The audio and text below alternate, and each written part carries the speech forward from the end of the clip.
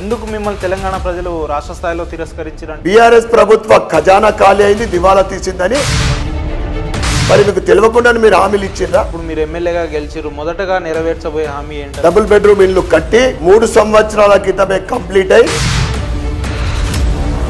ఆ double bedroom ఇవ్వడం నా వంతు. ఏటా 1 కోటి ఉద్యోగాలు తెలంగాణ రాష్ట్రానికి కేటాయిస్తామన్నారు, దాన్ని ఊసేలేదు ఇప్పటి వరకు బీజేపీ ప్రభుత్వం అని మాట్లాడు. ఏళ్ళు ముందు చూపెట్టేటప్పుడు మిగతా ఏళ్ళని నీదికు చూపెడతాయి, అది ముందు తెలుసుకో. నువ్వు ఇంటింటికి ఉద్యోగం అని చెప్పినావు, 1200 మంది బలిదానంతో మళ్ళా అసెంబ్లీ సాక్షిగా అబద్ధం చెప్పి నేను ఎక్కడ చెప్పినా అని చెప్పినావు. బీజేపీ బీఆర్ఎస్ ఈ రెండు కూడా ఫ్రెండ్లీ పార్టీ అని మాట్లాడుకుంటున్నారు. మాది స్వతంత్రంగా మేము పోటీ చేసినాము,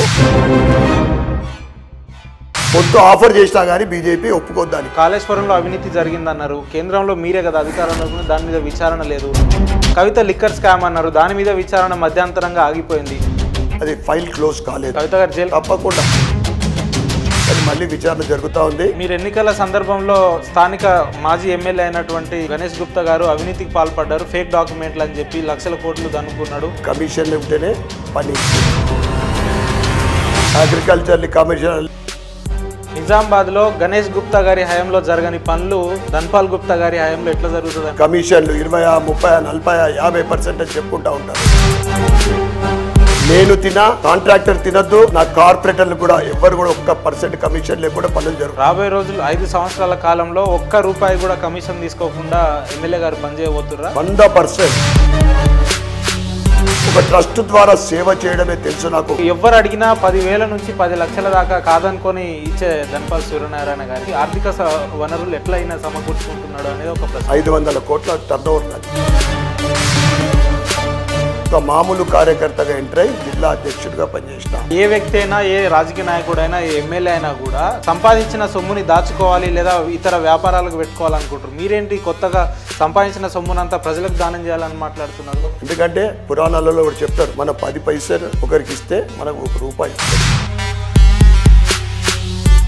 ఇవాళ నాకు అన్ని రకాలుగా భగవంతుడు సమకూరుస్తా ఉన్నాడు, దాంట్లో కొద్ది భాగం. 108 మంది శాసనసభ్యులు ప్రమాణ స్వీకారానికి వెళ్ళినప్పుడు మిగతా బీజేపీ నాయకులు, బీజేపీ ఎమ్మెల్యేలు ఎందుకు వెళ్ళలేదు అసెంబ్లీకి? ప్రొటెం స్పీకర్ తోటి ప్రమాణ స్వీకారం చేయాలి.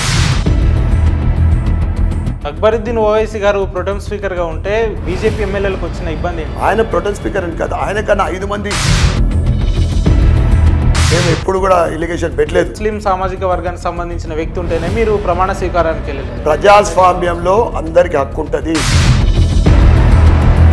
సీనియర్లు ఉన్నారు, ఎందుకు వీరితో చేపిస్తానే ప్రశ్నించడం తప్ప. నేను రాజకీయాల్లో రావాలి, రాజకీయం నాకంటూ కూడా పదవులు ఉండాలి సేవ చేయడానికని ఎందుకు వచ్చింది మీకు ఆలోచన? 2014లో నేను ఆశించకుండానే రాజకీయ పదవి రావడం జరిగింది.